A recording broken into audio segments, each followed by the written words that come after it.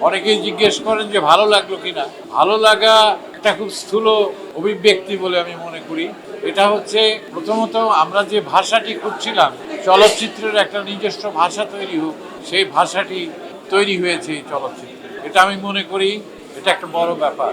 আর মানব জাতির যে আদিম আকাঙ্ক্ষা, তার ক্ষুধা, তার উৎপাদন, প্রকৃতির সাথে এবং প্রাণী জগতের সাথে তার যে যোগাযোগ, এই সবটা মিলিয়ে একটা অসাধারণ মানবিক গল্প তৈরি হয়েছে এবং সেই গল্পটা তৈরি হয়েছে চলচ্চিত্রের ভাষার মাধ্যমে।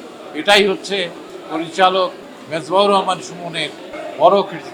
সিনেমাটোগ্রাফি অসাধারণ, প্রাণী জগতের সাথে মানুষের যে সম্পর্ক, সেই সম্পর্ক সৃষ্টিতে যেভাবে চেষ্টা করা হয়েছে সেটাও আমি মনে করি অসাধারণ।